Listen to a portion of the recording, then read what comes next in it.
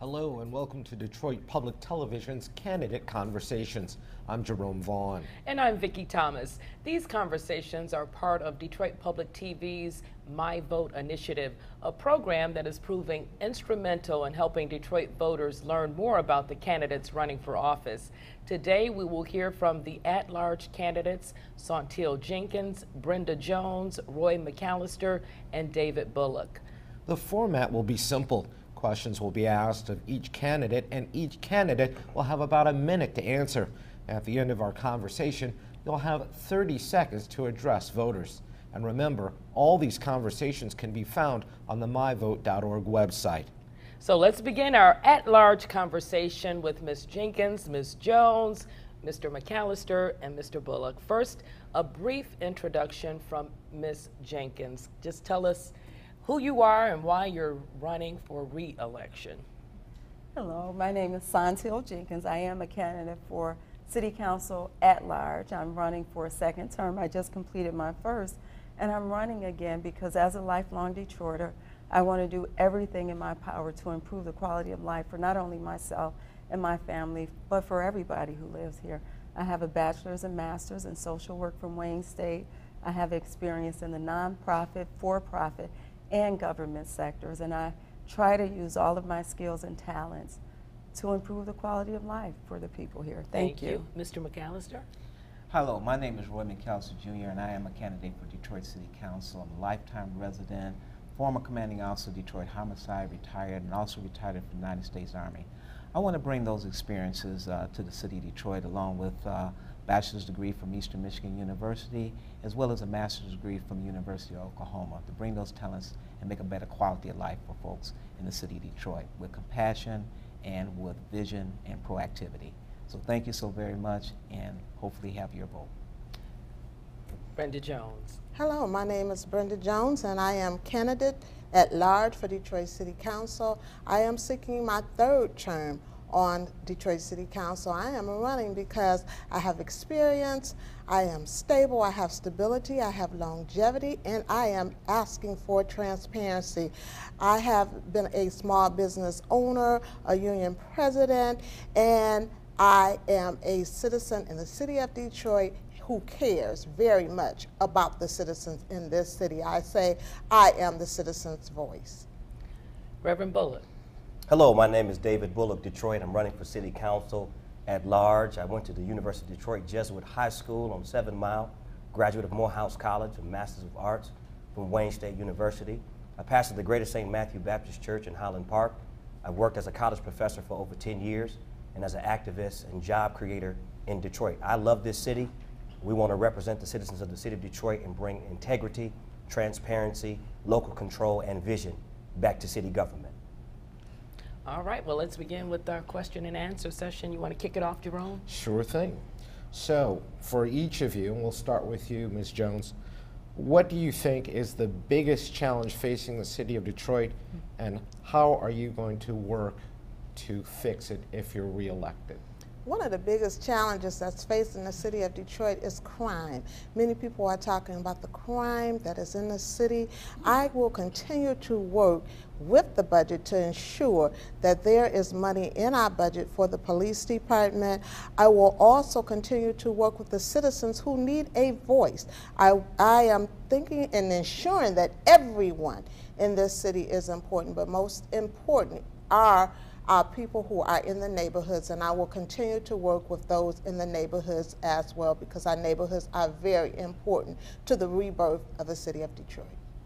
Mr. McCalister. Yes, I mirror what Councilwoman Jones states, but also we have to look at, when we're talking about crime, there's a number of people out here that have challenges, either through mental challenges or rehabilitative challenges.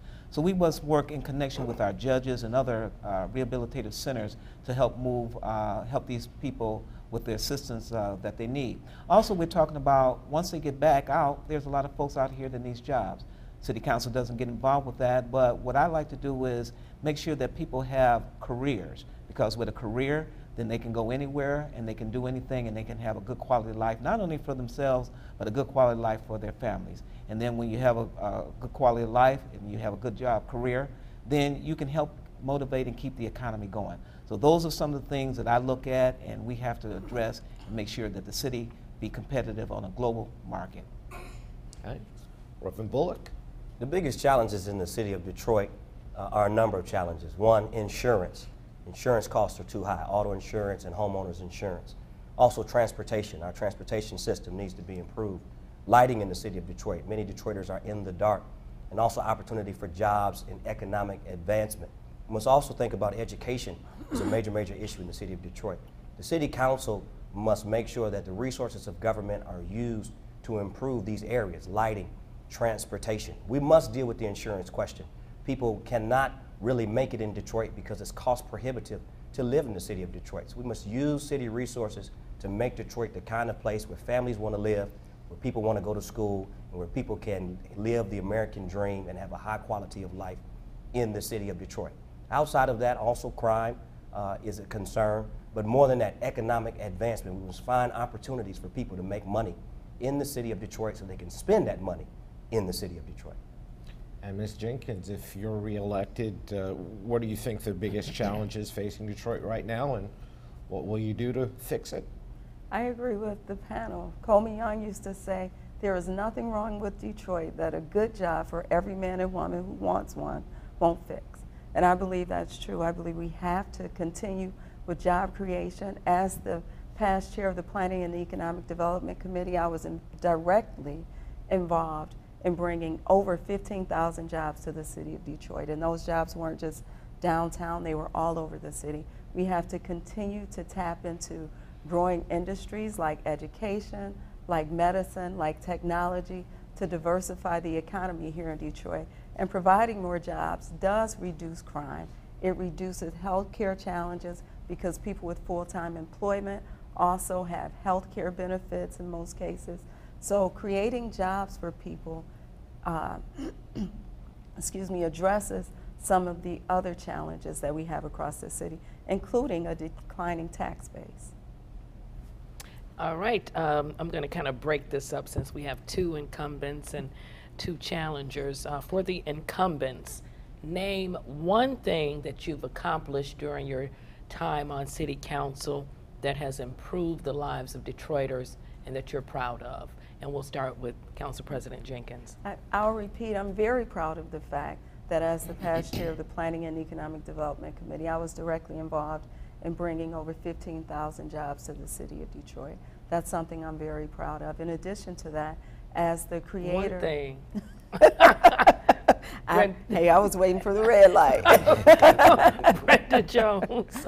When we talk about jobs, I know that this city was built by the men and women of this city. And one of the things that I have been very instrumental in is the skilled trades. And I chair the skilled trades task force. And what we do is get everybody involved. And we have apprenticeship programs that people come to the table with so that we can get the people, men and women who are looking for jobs in the city of Detroit, a job right here in the city of Detroit. So many people have just come to the table saying, you know, I'm a returning citizen, I'm looking for something so I won't go back to jail. And we have been very instrumental in getting those people employment in the skilled trades.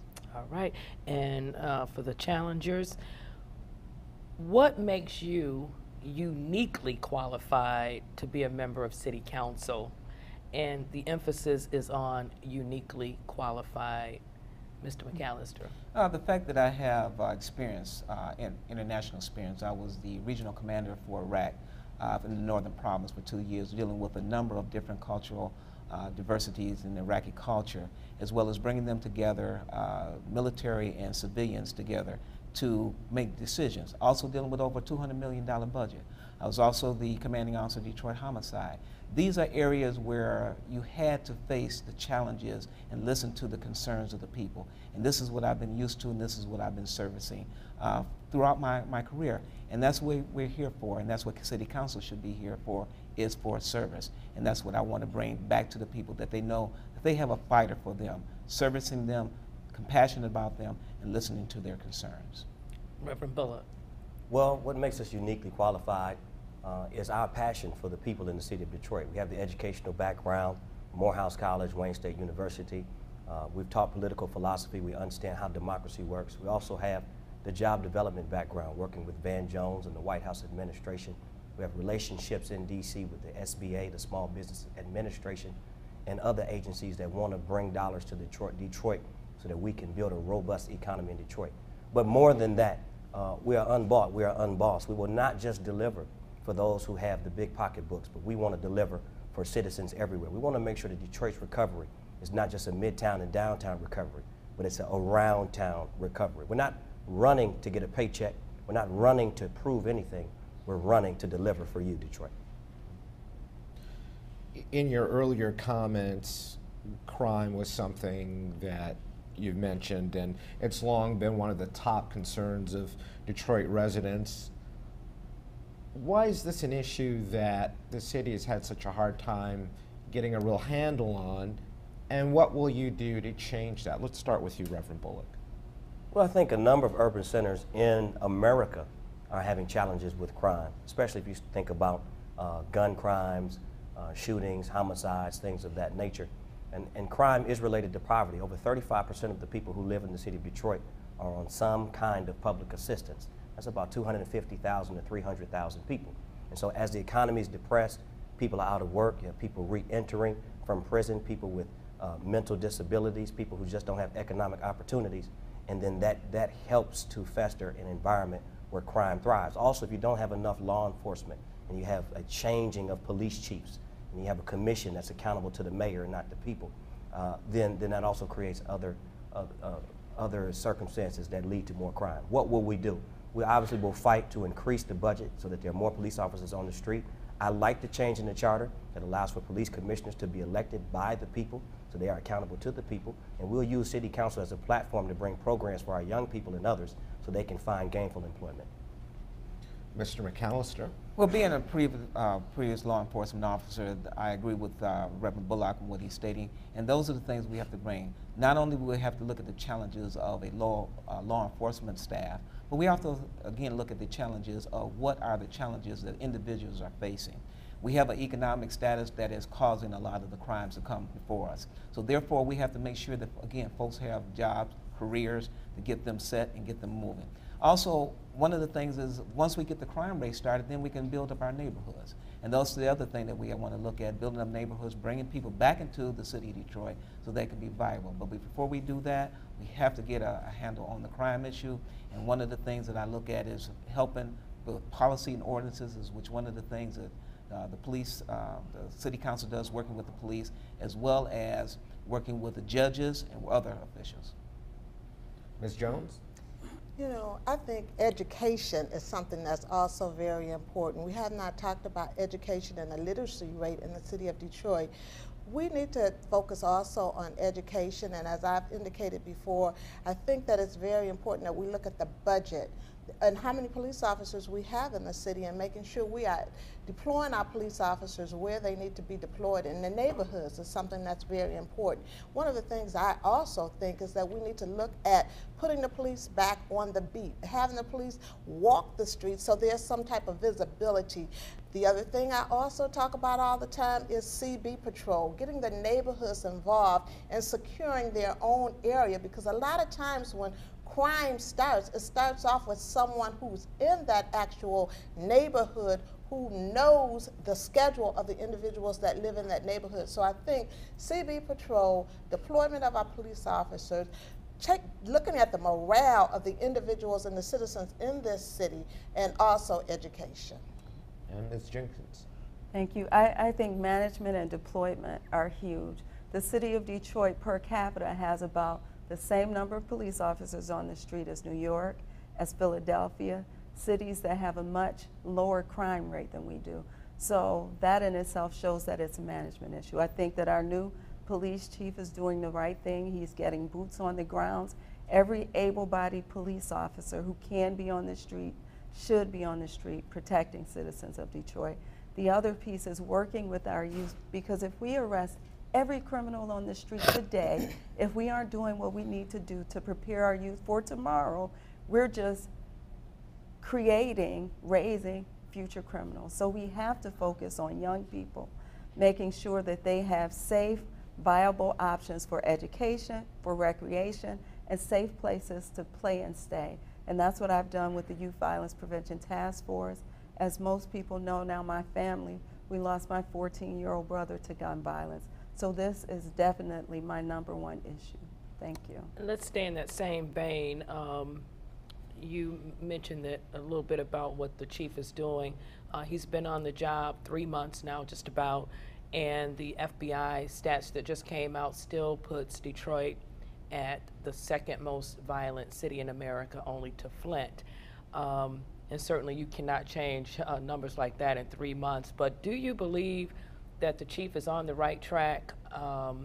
And what sort of advice would you give him? And we'll start on this end with Reverend Bullock. I think the chief is on the right track, especially with the question of morale in the police department. He brought the shifts back down, and that was a big issue for police officers. If you don't have a police force that feels engaged and empowered to do their job, that feels good about doing their job, right, then you're not going to get the gains over time that you need. I would applaud the chief for really turning an attention to the law enforcement force and making them feel good about being police officers in Detroit. In terms of advice, I would just simply say to the chief to keep doing what he's doing. I mean, stay the course. Obviously, you can't turn these numbers around in 3 months, but we need longevity in leadership. We need leadership that will be here for the test of time. And I believe that Detroit is on the comeback and on the recovery. We talked about literacy, we talked about education, we talked about economic employment, we talked about a number of things in the city of Detroit. And so if we want those crime numbers to go down, those violent acts to go down, we need to not only have strong law enforcement, we need to have robust programs so that our people can get some boots to lift themselves up. Chief is doing an excellent job in the time period that he's been here. One of the things that he's doing is he's building the morale of the troops. And he's building the morale by, he just recently decreased the hours, going from 12 hours to 8 hours, which helps out a lot.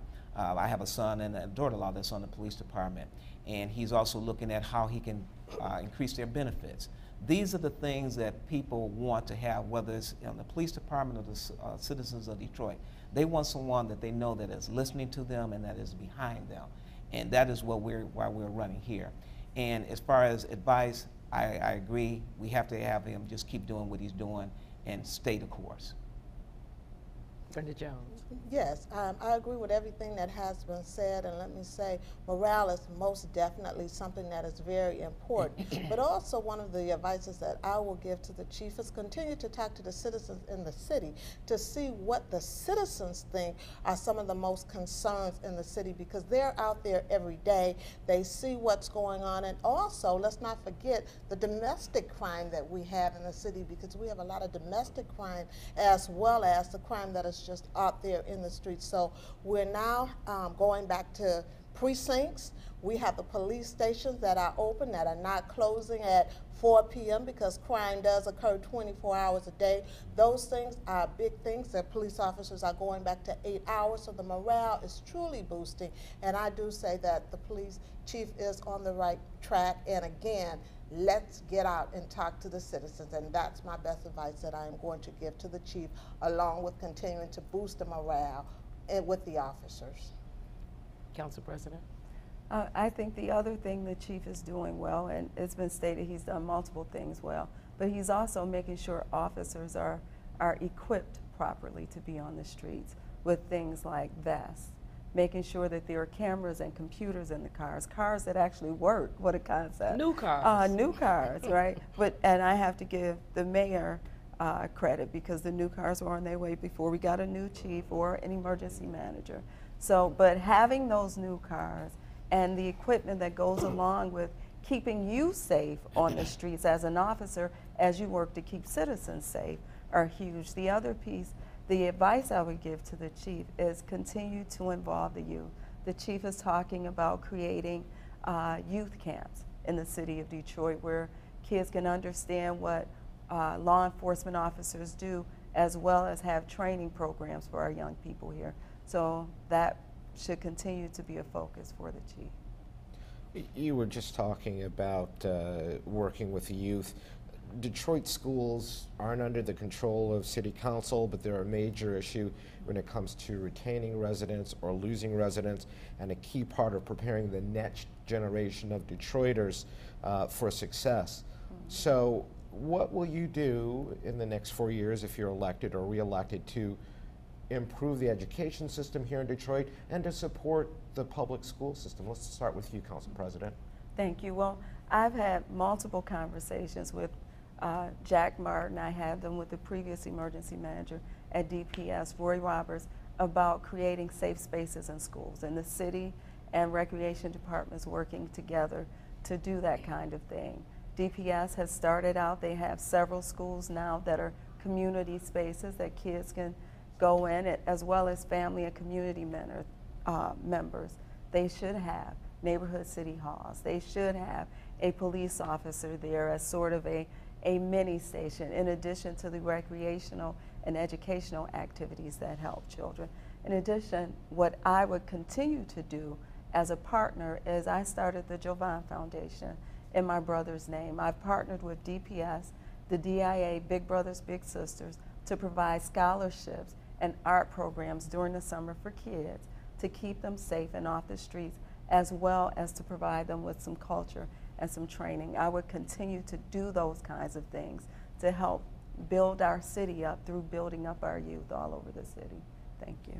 I think it's important that we have collaboration with the people that are leading the education systems. Let me just say, I am a graduate of Detroit Public Schools, a proud graduate of Cass Technical High School. And so I think it is important that, and my mother was also a Detroit Public Schools teacher, so Detroit Public Schools is embedded in me. But I think that one of the things that's important, along with talking to the leadership, is mentoring our children. We also have to, some of our children don't have the parents at home to mentor them that they need. So we also have to work along with the children as well as work along with the leadership. You know, we grew up saying that it takes a community to raise a child, and that's what we have to come back to, the belief that it takes everyone to raise that child, and especially our children in Detroit Public Schools. So I will continue to work with them. We'll continue to do career days, as I have been doing in Detroit Public Schools, to just let students know that they have an opportunity to be whatever they want to be. Mr. McCalister? The objective is to find out what is the best programs to educate our children. As a graduate of Detroit McKenzie High School, you know, we had workshops, wood shops, things of that nature. A lot of those things have been taken away from our youth. We have 3 programs. We have EEA, DPS, and charter schools.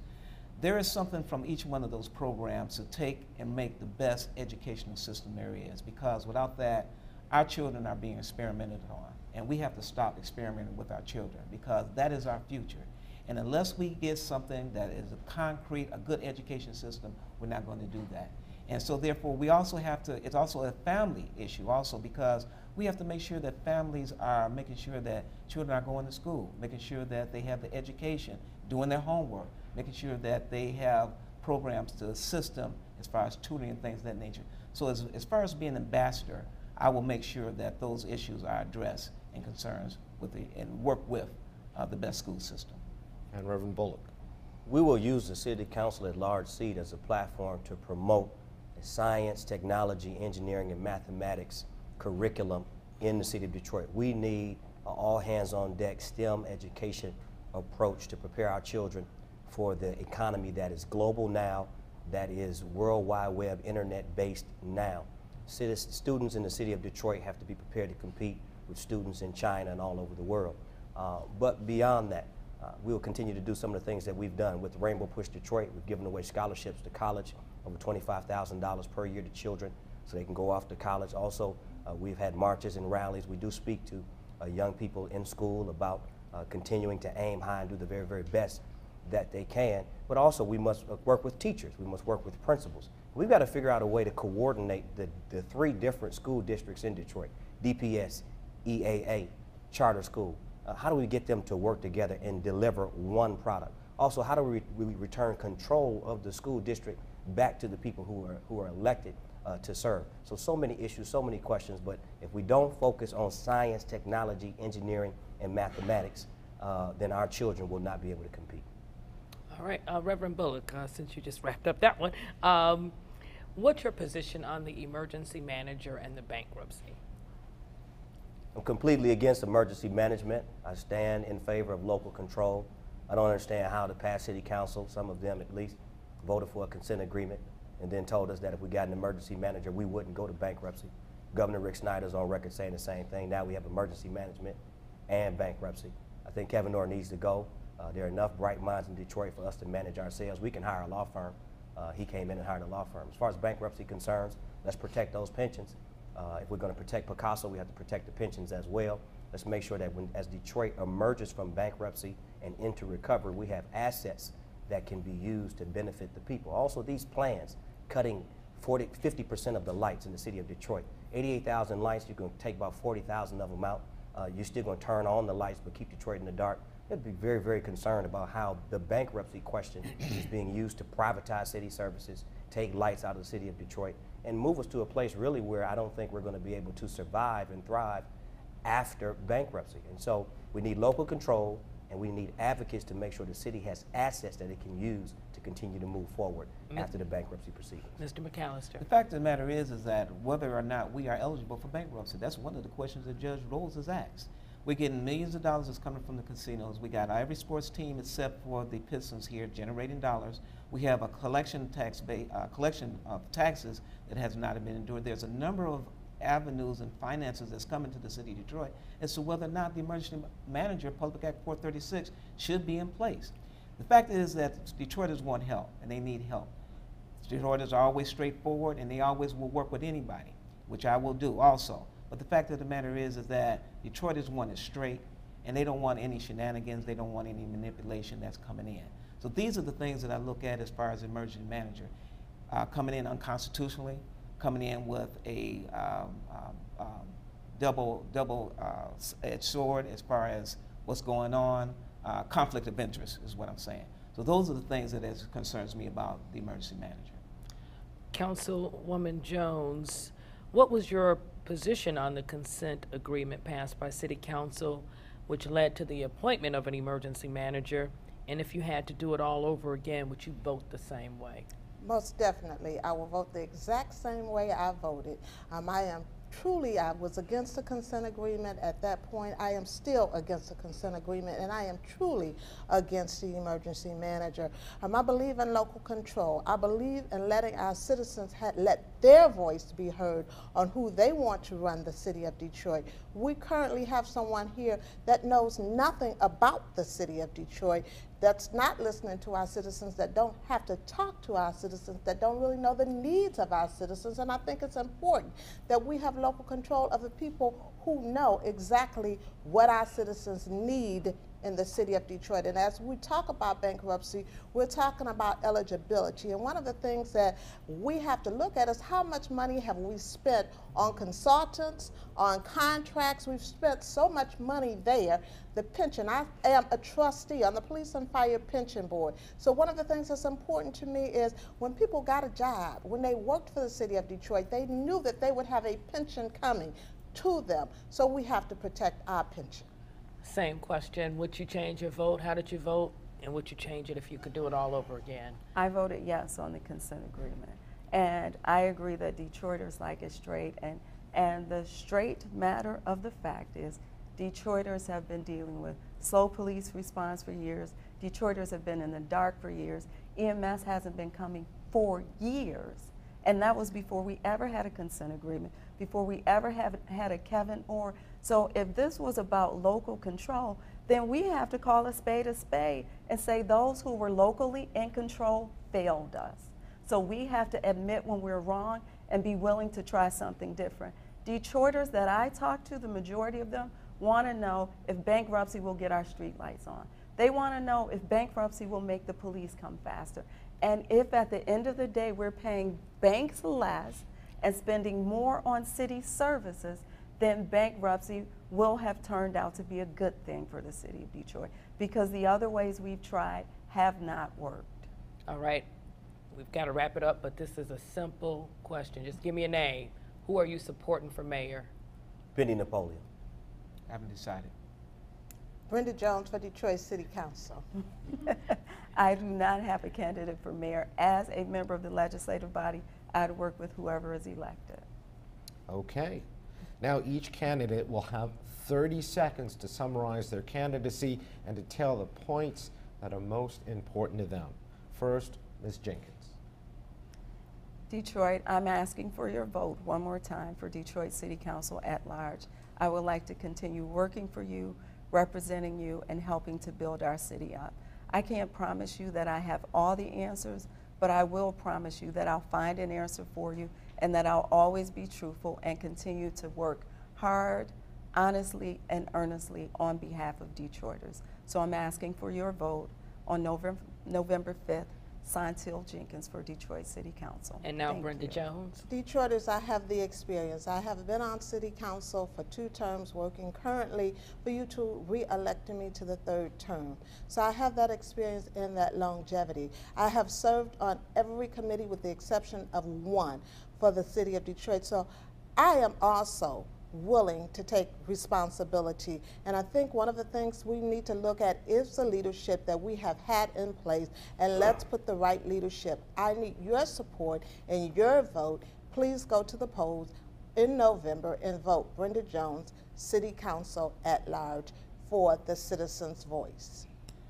Ladies and gentlemen, I'm Roy McCalister Jr., and I'm asking for your vote. I bring experience as far as international experience and domestic experience. Everything I've been involved in, I've made it better when I left than when I went in. This is not about a job, but it's about doing a job. It's not about a paycheck. These are the things that we look at, and the concern that I have is make sure that we do not get in the position where we have a consent decree, emergency manager, or bankruptcy again. These are the things I look for. I ask for your vote, November the 5th, Roy McCalister Jr. Thank you so very much. Reverend David Bullock. Detroit, David Bullock for City Council at large. It's time for new leadership in Detroit. You've already heard in this segment where those who have been elected have said city government had failed you. No lights, no fire, no police. Why re-elect people who say they've already failed? It's time for new leadership in Detroit. It's not just about turning the lights on. They will come on. We will get better transportation. We will be safe and secure. But more than that, you'll have a government that listens to you. You heard about the roads that grew in the crack and concrete. It proved nature wrong by learning to walk without feet. Funny it seems that by living its dreams, it learned to breathe fresh air. We will recover Detroit, even though nobody else cares, because the cavalry is not coming in. The leadership is already here now. David Bullock for City Council at large. All right. Well, that's all the time we have for this candidate conversation, and a big thank you to all of the at-large candidates for participating, including Saunteel Jenkins, David Bullock, Brenda Jones, and Roy McCalister. Remember, you can find all of these conversations on the myvote.org website. For all of us at Detroit Public Television, I'm Vicki Thomas. And I'm Jerome Vaughn. Thanks for watching.